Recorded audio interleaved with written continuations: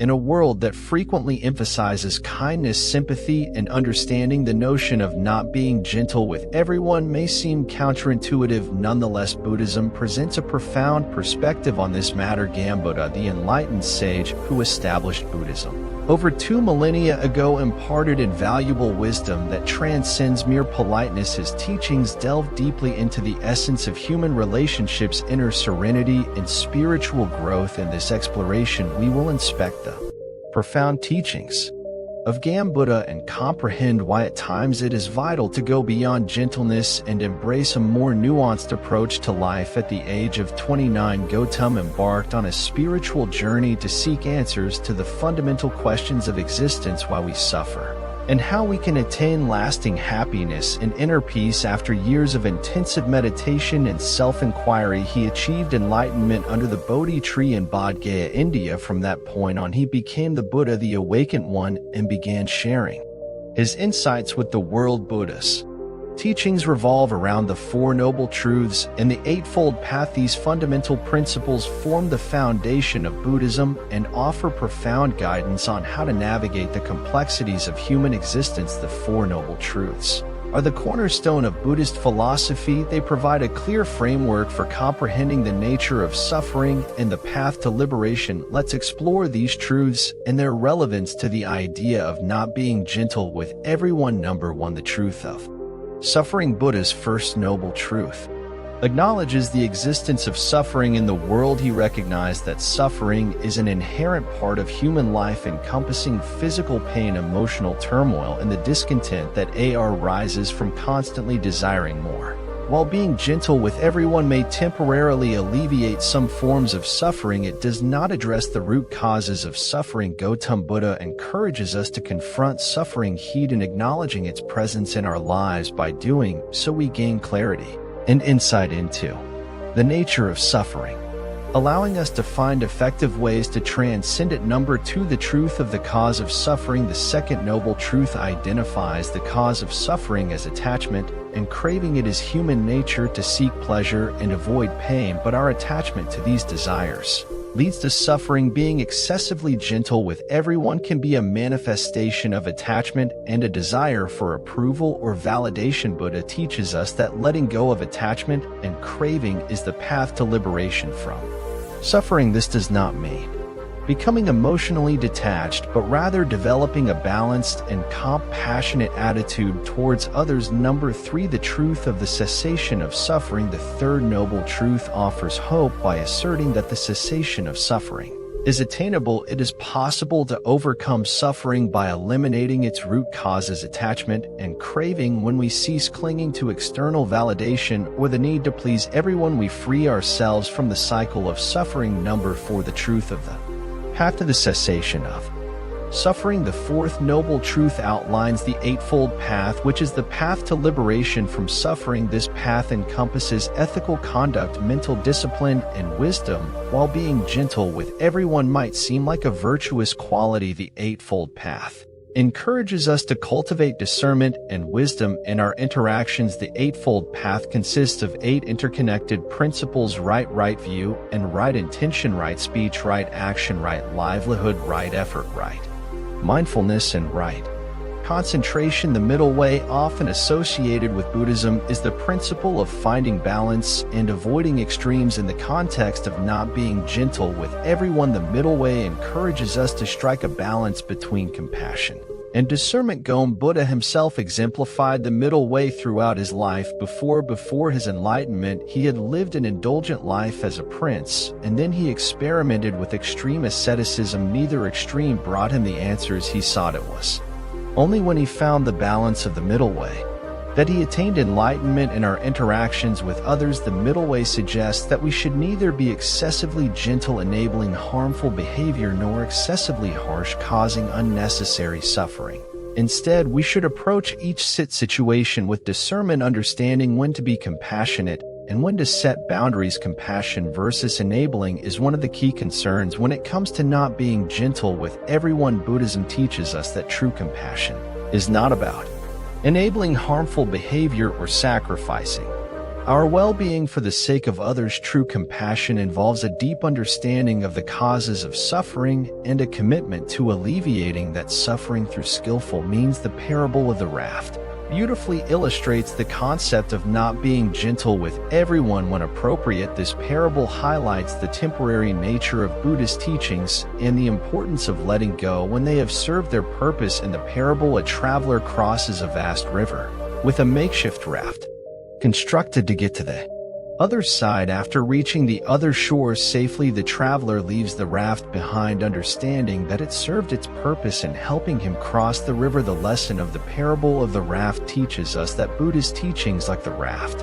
are meant to be tools for crossing the river of suffering and ignorance. They are not meant to be clung to indefinitely. In the same way, our approach to not being gentle with everyone should be adaptive and context dependent. Sometimes being gentle and compassionate is like the raft, helping others navigate their difficulties. However, there are situations where holding on to excessive gentleness becomes hindrance. In such cases, we must let go of our gentleness and adopt a more discerning approach to guide ourselves and others toward liberation from suffering. The middle path and action. Number 1. Setting boundaries. One common area where the middle path is crucial is in setting boundaries. While it is important to be compassionate and accommodating, it is equally important to establish clear boundaries to protect our well-being and maintain healthy relationships. In a Buddhist setting, boundaries are not seen as a lack of compassion, but as an act of self-care and wisdom. Number 2. Dealing with harmful behavior. When faced with harmful behavior from others, the middle path encourages us to respond with wisdom and compassion. This may involve addressing the behavior directly, offering support for positive change, or seeking professional help when necessary. It is essential to avoid unnecessary harshness and refrain from enabling harmful actions. Number 3. Navigating conflicts. Conflicts are a natural part of human interactions. The middle path teaches us not to avoid conflicts or suppress our feelings, but to address them with skillful means. This means approaching conflicts with mindfulness, active listening, and a willingness to understand the perspectives of others instead of being excessively gentle and avoiding conflicts to maintain superficial harmony. The middle path encourages us to engage in constructive dialogue and seek resolutions that promote genuine harmony and understanding. The parable of the mustard seed. The parable of the mustard seed revolves around a grieving mother who has lost her child. Overwhelmed by grief, she seeks out the Buddha for help. The Buddha agrees to help her, but with a condition: she must bring him a mustard seed from a household that has not experienced death. Eager to relieve her grief, the mother embarks on her quest, visiting numerous households. However, she soon realizes that every home has experienced death, and there is no mustard seed to be found. She returns to the Buddha with a newfound understanding of the universality of suffering. The lesson of the parable of the mustard seed teaches us that suffering is an intrinsic part of human existence. Everyone experiences loss, pain, and sorrow at some point in their lives. In the context of not being gentle with everyone, this parable reminds us that gentleness alone cannot eradicate suffering. Gentleness may provide temporary comfort, but it does not address the deeper existential questions and challenges that all individuals face. Instead, the transformative power of wisdom and understanding, as exemplified by Buddhist teachings, offers a more profound and lasting solution to the human condition. The art of skillful means. Buddhism recognizes the importance of skillful means in guiding others toward enlightenment. Skillful means involve using appropriate methods and strategies based on the unique needs and conditions of individuals. In the context of not being gentle with everyone, skillful means are essential for effective communication and compassionate guidance. Number 1. Tailoring compassion. Not being gentle with everyone does not mean being consistently rigid or uncompassionate. Instead, it requires a nuanced understanding of each person's situation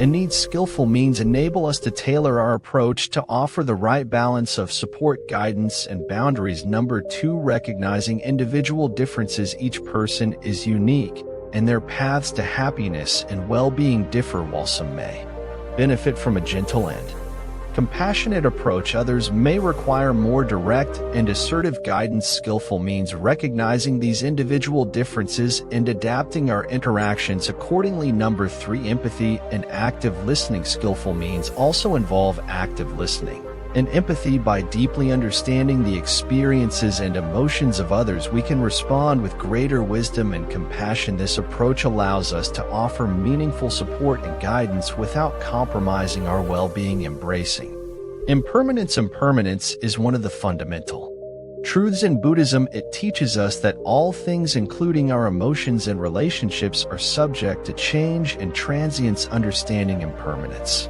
is essential in the context of not being gentle with everyone. Number 1, the impermanence of emotions. Our emotions are ever-changing, often influenced by external circumstances. Being excessively gentle or harsh in response to our mind can lead to instability in our relationships. Recognizing the impermanence of emotions allows us to respond with equanimity and wisdom. Number 2, the impermanence of relationships. Even the closest relationships in our lives are impermanent. People change, circumstances change, and relationships evolve. Understanding impermanence allows us to appreciate the beauty of each moment, while also being prepared for the inevitable changes that life brings. Number 3, letting go. Impermanence teaches us the art of letting go. It reminds us that clinging to rigid notions of being gentle with everyone is futile. Instead, we can approach our relationships and interactions with a sense of openness and adaptability, allowing them to naturally evolve and transform. Mindfulness and self-compassion. Mindfulness is a central practice in Buddhism, involving cultivating awareness of the present moment without judgment. Mindfulness and self-compassion become our allies in the journey of not being gentle with everyone. Number 1, self-compassion. Mindfulness encourages us to extend compassion to ourselves. In the quest to not be excessively gentle, we must remember that self-care and self-compassion are essential. Being mindful of our own needs and emotions allows us to maintain inner balance and avoid burnout. Number 2, non-judgmental awareness. Mindfulness also teaches us non-judgmental awareness of our thoughts and emotions when we encounter challenging situations or difficult people. Mindfulness enables us to observe our reactions without immediately reacting. This pause allows us to respond with greater wisdom and discernment. Cultivating equanimity. Equanimity is one of the Brahma Viharas, or divine abodes.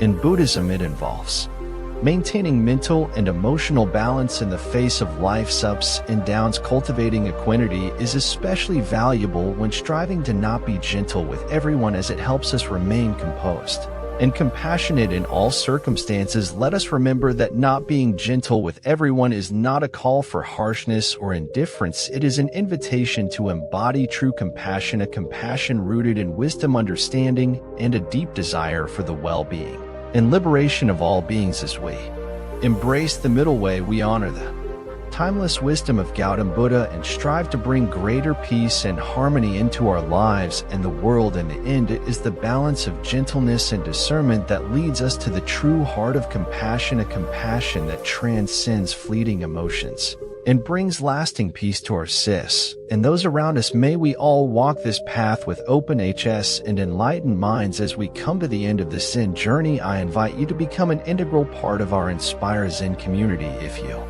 found inspiration in this story, support us by hitting the like button, sharing it with your friends, and leaving a comment below with your thoughts or any Zen stories you'd like to hear next. And for more moments of motivation and tranquility, don't forget to subscribe and ring the notification bell. Your engagement fuels our journey. Thank you for walking this path of wisdom and enlightenment with us.